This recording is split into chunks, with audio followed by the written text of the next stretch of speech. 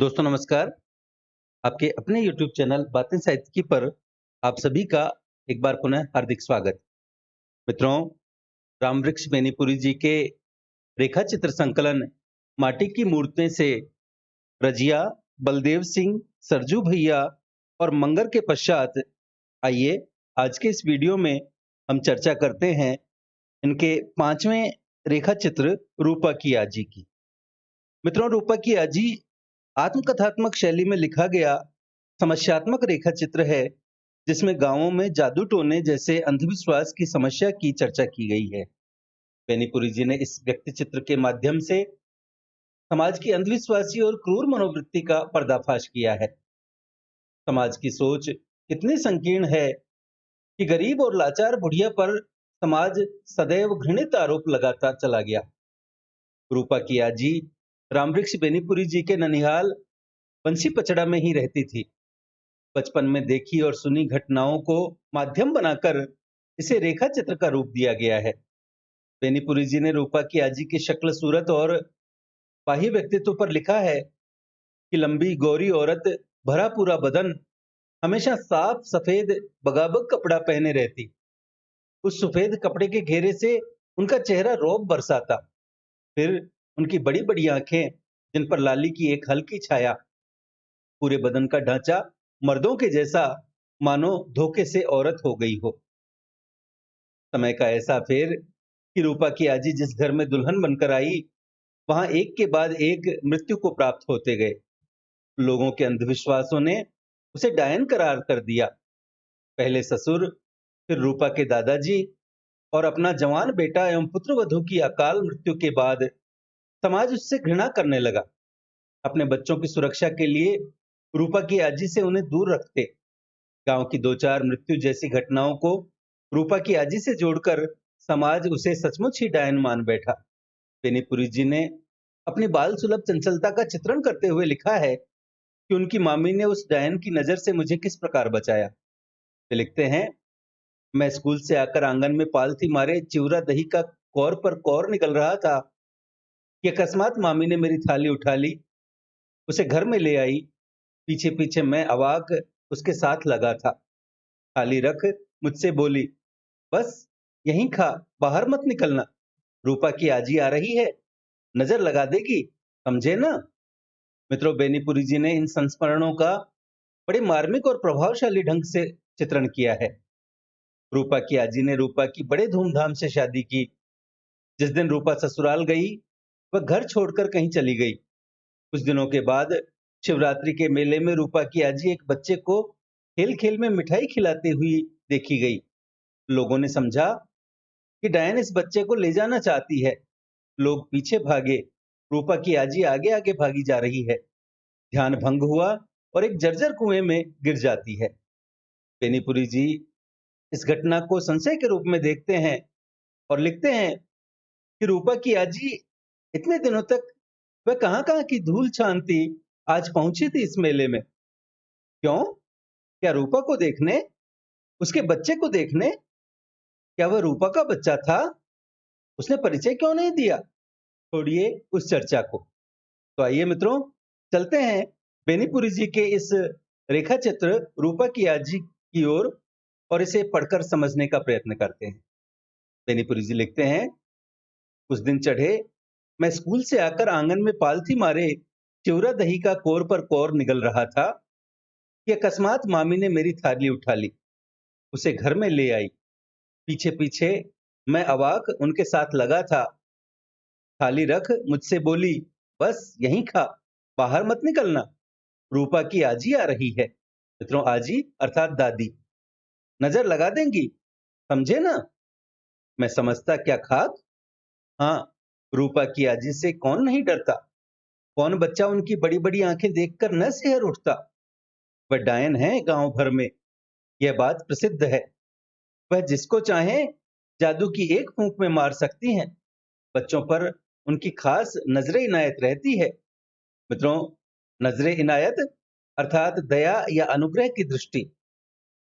कितने बच्चों को, हंसते खेलते शिशुओं को उनकी ये बड़ी बड़ी आंखें निगल चुकी हैं। बड़ी बड़ी आंखें। रूपा की आजी की यह है सूरत शक्ल लंबी गोरी औरत, भरा पूरा बदन, हमेशा साफ सफेद बगाबग कपड़ा पहने रहती। बगाबग अर्थात एकदम बगुले के पंख जैसी सफेद कपड़े पहने रहती। उस सफेद कपड़े के घेरे से उनका चेहरा रौब बरसाता। फिर उनकी बड़ी बड़ी आंखें, जिन पर लाली की एक हल्की छाया, पूरे बदन का ढांचा मर्दों के ऐसा मानो धोखे से औरत हो गई हो। जिस गांव से यह आई है वहां लोग कहते हैं औरतों का ही राज है। लोगों ने मना किया उनके ससुर को, वहां बेटी की शादी मत कीजिए, किंतु वह भी पूरे अखाड़िया थे। जिद कर गए, देखें कैसी होती है वहां की लड़की। रूपा की आज जो ब्याह के आई, आने के थोड़े ही दिनों बाद ससुर जी चल बसे। कुछ दिनों के बाद रूपा के दादाजी भी। इन दोनों की मौत अजीब हुई। ससुर जी दोपहर में खेत से आए, रूपा की आजो ने थाली परोसकर उनके सामने रखी। दो कोर खा पाए थे कि पेट में खोंचा मारा, दर्द हुआ, खाना छोड़कर उठ गए। शाम होते होते उसी दर्द से चल बसे। रूपा के दादाजी एक बारात से लौटे, थके मांदे। नवोढ़ा पत्नी रूपा की आजी ने हंसकर एक गिलास पानी पीने को दिया। पानी पीते ही सिर धमका, ज्वर आया। उसी ज्वर से 3 दिनों के अंदर स्वर्ग से धारे। पहली घटना से ही कानाफूसी शुरू हो गई थी।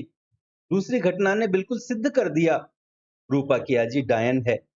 दोनों को जादू के जोर से खा गई है। रूपा के पिताजी का जन्म उसके 3-4 महीने बाद हुआ। रूपा की आजी की गोद भरी। आखिर इस डायन ने अपना खानदान बचा लिया। लोगों ने कहना शुरू किया। बेटे को इस डायन ने बड़े नाज से पाला, पोसा, बड़ा किया। उसकी शादी की धूमधाम से, किंतु कैसी है यह चुड़ैल। शादी का बरस लगते लगते बेटे को भी खा गई। मुछ उठान जवान बेटे को। कितना सुंदर गठीला जवान था वह। कुश्ती खेल कर आया, इसके हाथ से दूध पिया, खून के दस्त होने लगे। कुछ ही घंटों में चल बसा। उसके मरने के बाद इस रूपा का जन्म हुआ, और रूपा अभी प्रसूति गृह में ही कैं कर रही थी कि उसकी मां चल बसी। बाप रे, रूपा की आजी कैसी बड़ी डायन है। डायन पहले अपने ही घर को स्वाहा करती है। जवान बेटे की मृत्यु के बाद रूपा की आजी में अजीब परिवर्तन हुआ। आंखें हमेशा लाल रहती, छोटी छोटी बातों से भी आंसू की धारा बह निकलती। होठों होठ कुछ बुदबुदाती रहती। दोनों जून स्नान कर भगवती का पिंड लीपती, धूप देती, बहुत साफ कपड़ा पहनती। जिस जवान को देखती, देखती ही रह जाती। जिस बच्चे पर नजर डालती, मानो आंखों में पी जाएंगी। लोगों ने शोर किया, अब इसका डायनपन बिल्कुल प्रकट हो गया। डरो, भागो, रूपा की आजी से बचो। रूपा की आजी से बचो? लेकिन बचोगे कैसे? हर दिन रूपा को गोद लिए, कंधे चढ़ाए, या उसकी छोटी उंगलियां पकड़े, ये इस गली से उस गली, इस घर से उस घर आती जाती ही रहती है। न एक व्रत छोड़ती है, न एक तीरथ। और हर व्रत और तीरथ के बाद गांव भर का चक्कर। उत्सवों में बिना बुलाए हाजिर। उफ, यह डायन कब मरेगी? कब गांव को इससे निजात मिलेगी? मन ही मन यह मनाया जाता, किंतु ज्यों ही रूपा की अजी सामने आई नहीं कि उसकी खुशामदें होती। कहीं वह नाराज न हो जाएं। अपने ससुर, पति, बेटे और पतोहू को खाते जिसे देर न लगी, वह दूसरे के बाल बच्चों पर क्यों तरस खाएगी? स्त्रियां उन्हें देखते ही कांप उठती, किंतु जो ही वह उनके सामने आई कि दादी जी कहकर उनका आदर सत्कार करना शुरू किया। इस आसन पर बैठिए, जरा हुक्का पी लीजिए, सुपारी खा लीजिए, यह सौगात आई है, जरा चख लीजिए, आदि आदि। रूपा की आजी कुछ सत्कार स्वीकार करती, कुछ अस्वीकार। उनकी अस्वीकृति आग्रह नहीं मानती थी। अस्वीकृति, और लोगों में थरथरी लग गई। फिर परिवार ही ठहरा। अगर बरस 6 महीने में किसी को कुछ हुआ, तो रूपा की आजी के सिर पर दोष गिरा। कितने ओझे बुलाए गए इस डायन को सर करने के लिए। सर करना अर्थात काबू में लाना। उनके बड़े बड़े दावे थे। डायन मेरे आगे नंगी नाचने लगेगी। डायन के कोचे से आप ही आप आग जल उठेगी। डायन खून उगलने लगेगी। डायन पागल होकर आप ही आप बकने लगेगी। ओझा आए, तांत्रिक आए, टोटके हुए, तंत्र हुए, तेली के मसान की लकड़ी, बेमौसम के ओढ़हुल के फूल, ओढ़हुल अर्थात गुड़हल, उल्टी सरसों का तेल, मेंढक की खाल, बाघ का दांत, क्या क्या नहीं इकट्ठे किए गए। ढोल बजे, झांझ बजी, गीत हुए, देव आए, भूत आए, देवी जी आई, किंतु रूपा की आजी न पागल हुई, न नंगी नाची, न उनकी देह पर फफोले उठे। ओझा गए, तांत्रिक गए, कहते हुए, उफ, यह बड़ी घाघ है।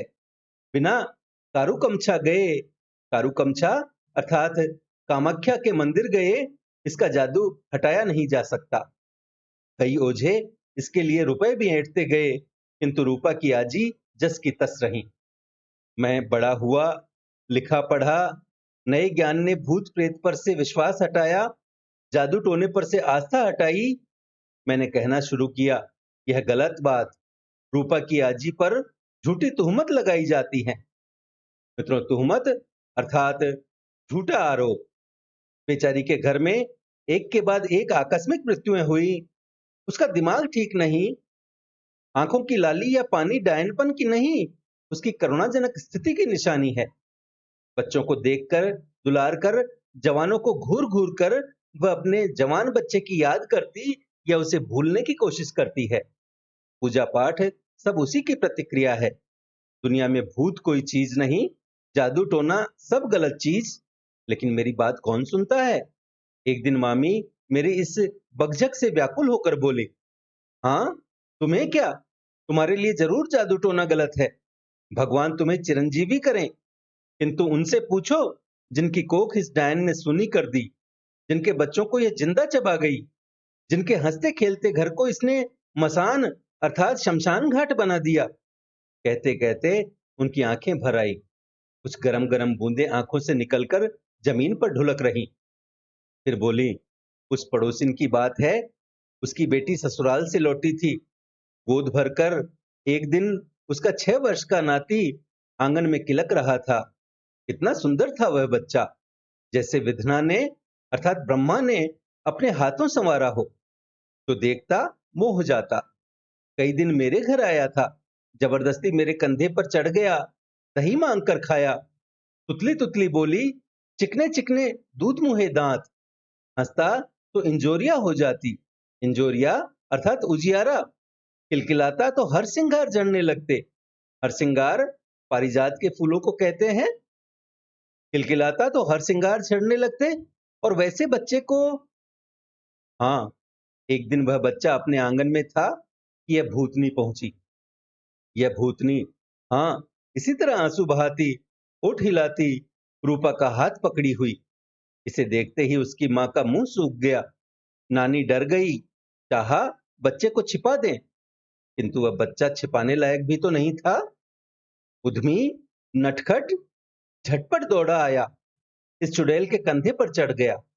चढ़कर इसके बालों को नोचने, गर्दन को हिलाने और अपने छोटे छोटे पैरों से इसे एंडियाने लगा। एंडियाना अर्थात एड़ी से रगड़ने लगा। बच्चे की इस हरकत से भूतनी हंस पड़ी। पहली बार लोगों ने इसे हंसते देखा। फिर खुद घोड़ा बनी, बच्चे को सवार बनाया और बहुत देर तक घुड़दौड़ करती, बच्चे को हंसाती खिलाती रही। बार बार उसे छाती से लगाती, कहती, ऐसा बच्चा दूसरा न देखा, आह मेरा। किंतु बात बीच ही में काटकर फूट फूट कर रो पड़ी। उसे रोते देख बच्चे ने ही गुदगुदी लगाकर, रिझाकर, भुलाकर उसे चुप कराया। चुड़ैल घर चली, आशीर्वाद देती हुई, जुग जुग जिए यह बच्चा, तुम्हारी गोद हमेशा भरी रहे बेटी, भरी रहे, इसी तरह सोने की मूरत उगलती रहे। उसकी मां भौचक नानी के जैसे जी में जी आया। किंतु जानते हो इसके बाद क्या हुआ? मामी कहे जा रही थी, कुछ ही दिनों के बाद लड़के को सूखा रोग लग गया। कहाँ गया उसका वह रूप, वह रंग, वह चुहल, वह हंसी? सूख कर कांटा हो गया। दिन रात चेंचे किए रहता। जो उसे देखते आंसू बहाते और एक दिन आंसुओं की बाढ़ लाकर वह, उफ, उस दिन उसकी मां को तुम देखते, पागल हो गई थी बेचारी। बच्चे की लाश को पकड़े थी, छोड़ती नहीं थी। किसकी हिम्मत जो उससे बच्चा मांगे? आंसू सूख कर ज्वाला बन गए थे। उसकी आंखों से चिंगारी निकल रही थी। बच्चे को छाती से चिपकाए थी जैसे वह दूध पीता बच्चा हो। अंट संट बोलती, बच्चे के मुंह में छाती देने की कोशिश करती। उसे चुप देख कभी कभी चिल्ला उठती। जब चिल्लाती मालूम होता उसका कलेजा फट रहा है। सुनने वालों के भी कलेजे फटते। मैं देख रहा था, मामी का कलेजा आज भी फटा जा रहा है। किस्से का अंत शब्द से नहीं, आंसुओं के ज्वार से हुआ। और मामी के बच्चे को भी तो इसी ने खाया। वह बोलती नहीं है, किंतु उनके करुण चेहरे की एकाएक भावभंगी, आंसू की एक एक बूंद यह कह रही है। कमबख्त को बच्चे खाकर भी संतोष न हुआ। मामी की कोख में जैसे इसने राख भर दी। तब से एक भी बेटा न हुआ। बहुत जंत्र मंत्र के बाद हुई तो 2 बेटियां। मामी की क्या बात, एक दिन मामा जी भी मेरे उपर्युक्त तर्कों पर नाराज हुए और अपनी आंखों देखी घटना सुनाई। वह ऊंची जगह देखते हो ना, वहां एक दुसाध आ बसा था। मित्रों, दुसाध अर्थात सुअर पालने वाली एक हिंदू जाति। बूढ़ा था, 2 नौजवान लड़के थे उसके।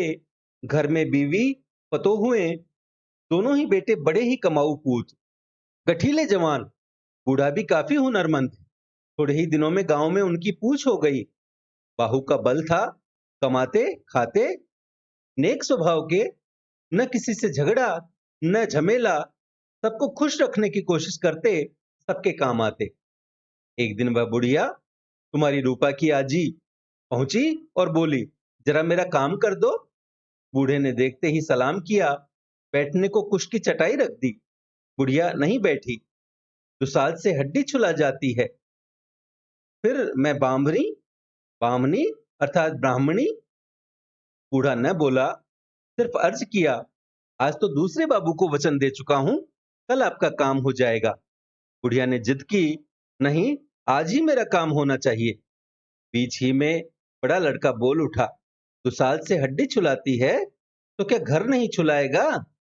बुढ़िया तमक उठी, तुम मेरा अपमान करते हो? इसलिए न कि मैं निपुती हूं। मुझसे तुम्हें क्या डर? मेरा लड़का होता। बुढ़िया पहले गरजी, अब बरस रही थी। बूढ़ा दुसाध भौचक, हाथ जोड़कर आरजू मिन्नत करता रहा, अभी चलता हूं, हम अभी चलते हैं। बाबू का काम कल होगा, आज आप ही का। किंतु बुढ़िया वहां जरा भी क्यों ठहरती, घर लौटी। इसी रास्ते वह जा रही थी। मामा जी ने कहा, मैंने देखा उसके होंठ जल्द जल्द हिल रहे थे, आंखें लाल थी, आंचल से आंसू पोंछती जाती। पीछे पीछे बूढ़ा दौड़ा जा रहा था। बूढ़े को रोककर मैंने दरियाफ्त किया। दरियाफ्त अर्थात पता लगाया। उसने सारी बातें सुनाई। वह कांप रहा था, बाबू, बाल बच्चे वाला हूं, न जाने क्या हो जाए। और विश्वास करोगे, तुम्हारी रंगरेजी विद्या अर्थात अंग्रेजी विद्या इसका क्या माने बताएगी कि उसी रात में बूढ़े के बड़े बेटे को सांप ने काट लिया। भोर में देखा, हाय, वह पट्ठा बेहोश पड़ा है, समूचा शरीर पीला पड़ गया है, मुंह से झाग निकल रहा है। गांव गांव से सांप का विष उतारने वाले पहुंचे हैं। कोई जोर जोर से मंत्र पढ़ रहा है, कोई कोड़े फटकार रहा है, कोई जड़ी पीसकर पिलाने की कोशिश में है, कोई उसकी नाक में कुछ सुंघा रहा है। जब तब वह आंखें खोलता है, रह रहकर हाथ पैर फटकारता है, फिर निस्तब्ध हो रहता है। निस्तब्ध अर्थात गतिहीन। निस्तब्धता निस्पंदता में निस्तब्धता अर्थात गतिहीनता, निस्पंदता अर्थात स्पंदनहीनता या कंपित न होने की अवस्था में, और निस्पंदता निर्जीवता में बदल जाती है। बूढ़ा बाप छाती पीट रहा है, छोटा भाई दाढ़ मार कर रो रहा है। दाढ़ मार कर रोना अर्थात खूब चिल्ला चिल्ला कर रोना। मां और स्त्री की गत का क्या कहना? विष उतारने वाले कहते हैं, हम क्या करें, सांप का विष उतरता है ना, यह तो आदमी का विष है, सीधा जादू, ठीक आधी रात को लगाया गया है, उतर जाए तो भाग। बूढ़े का वैसा भाग्य नहीं था। धीरे धीरे हम लोगों के देखते देखते उसके जवान बेटे की अर्थी उठकर रही। दूसरे ही दिन उसका सारा परिवार गांव छोड़कर चला गया। अरे, यह बुढ़िया नहीं, काल है, आदमी नहीं, सांपिन है, चलती फिरती चुड़ैल, बांभनी है, नहीं तो इसे जिंदा गाड़ देने में कोई पाप नहीं लगता। मामा की आंखें अब अंगारे उगल रही थी। मैं चुप था। भावना पर दलील का क्या असर हो सकता है भला। शिवरात्रि का यह मेला, लोगों की अपार भीड़, बच्चे, जवान, बूढ़े, लड़कियां, युवतियां, बूढ़ियां, शिवजी पर पानी, अक्षत, बेलपत्र, फूल, फल, फिर एक ही दिन के लिए लगे इस मेले में घूम फिर, खरीद फरोख्त, धक्के पर धक्के, चलने की जरूरत नहीं, अपने को भीड़ में डाल दीजिए, आप ही आप किसी छोर पर लग जाइएगा। बच्चों और स्त्रियों की अधिकता, उन्हीं के लायक ज्यादा सौदे, खंजड़ी अर्थात खंजरी, पिपही। मित्रों, पिपही उत्तर बिहार और नेपाल की तरफ बजने वाला एक वाद्य यंत्र है। झुनझुने, मिट्टी की मूर्तें, रबर के खिलौने, कपड़े के गुड्डे, रंगीन मिठाइयां, बिस्कुट, लेमन जूस, टिकुली। मित्रों, टिकुली माथे पर लगाई जाने वाली धातु आदि की बनी बिंदी को कहते हैं। सिंदूर, चूड़ियां, रेशम के लच्छे, नकली गोट। मित्रों, गोट चुनरी, धोती, लिहाफ आदि के किनारों पर लगाई जाने वाली कपड़े की पट्टी अथवा मगजी को कहते हैं। चकमक के पत्ते, आईना, कंघी, साबुन, सस्ते एसेंस अर्थात इत्र और रंगीन पाउडर, भाव साव की छूट, हल्ला गुल्ला, गहनों के झमाझम में चूड़ियों की झनझन, साड़ियों के सरसर में हंसी की खिलखिल। कहीं नाच हो रहा, कहीं बहुरूपी स्वांग दिखा रहे, हिरनी और चरखी पर बच्चे झूले का मजा लूट रहे। अकस्मात एक ओर से शोर, पगली पगली पगली, छोड़ो छोड़ो छोड़ो, डायन डायन डायन, मारो मारो मारो। एक औरत भागी जा रही है, अधनंगी, अधमरी। लोग उसका पीछा कर रहे हैं। बात क्या है? मेले में आई एक युवती अपने बच्चे को एक सखी के सुपुर्द कर सौदा करने गई थी। सखी जरा चंचल स्वभाव की थी। बच्चे चंचल होते ही हैं। सखी लाल छड़ी की रंगीन मिठाई बेचने वाले की बोली पर भूल गई। मेरी लाल छड़ी अलबत्ता, मैं तो बेचूंगा कलकत्ता। इधर बच्चा उसकी अंगुली छुड़ाकर धीरे से वहां से निकलकर झुंझुने वाले के पास पहुंच गया। जब सखी का ध्यान लाल छड़ी से हटा तो वह व्याकुल होकर बच्चे को खोजने निकली। देखती क्या है, एक बुढ़िया उस बच्चे को गोद में लिए झुंझुने दे रही और मिठाइयां खिला रही है। कैसी उसकी सूरत, फटा चिटा कपड़ा, धूल से भरा शरीर, बिखरे बाल, लाल लाल आंखें, बड़ी बड़ी टांग, बड़ी बड़ी बाह। उसे देखते ही वह चीख पड़ी, डायन। बुढ़िया चौंकी, गुर्राई, हैं क्या बोलती है? किंतु वह तो चिल्लाई जा रही थी, डायन डायन डायन। अल्लाह देख, बच्चा चीखने लगा। बुढ़िया ने बच्चे को कंधे पर लिया। वह बुढ़िया के नजदीक पहुंचकर बच्चे को उससे छीनने की कोशिश करने लगी। एक हल्ला, एक शोर, एक गोगा। मित्रों, गोगा अर्थात शोरगुल, कोलाहल या हल्ला। अब बच्चा सखी की गोद में और बुढ़िया को लोग पीट रहे हैं। बच्चा बार बार उसकी ओर देखकर बुदिया बुदिया कह उठता है, मानो उसकी मार पर तरस खाता हो, उसकी गोद को ललक रहा हो। किंतु कौन उस पर ध्यान देता है? बुढ़िया भागे जा रही है। स्त्रियां, बच्चे, मर्द उसके पीछे लगे हैं।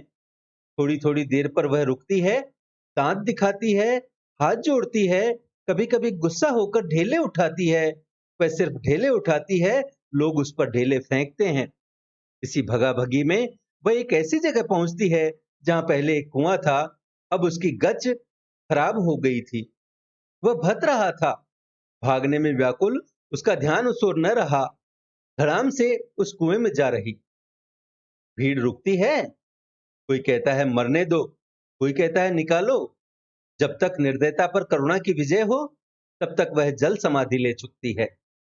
यह उसकी लाश है। किसकी लाश? बुढ़िया की लाश? रूपा की आजी की लाश? रूपा की आजी की लाश? वह यहां कहां?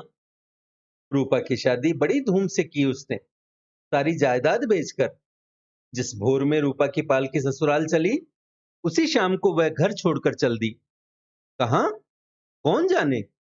इतने दिनों तक वह कहां कहां की धूल छानती आज पहुंची थी इस मेले में। क्यों? क्या रूपा को देखने? उसके बच्चे को देखने? क्या वह रूपा का बच्चा था? उसने परिचय क्यों न दिया? छोड़िए उस चर्चा को। बहुत दिन हुए रवि बाबू की एक कहानी पढ़ी थी। एक भद्र परिवार की महिला हैजे से मर गई। लोग जलाने को शमशान ले गए। चिता सजाई जा रही थी कि वर्षा होने लगी। चिता छोड़कर लोग बगल की अमराई की मंडिया में छिप रहे।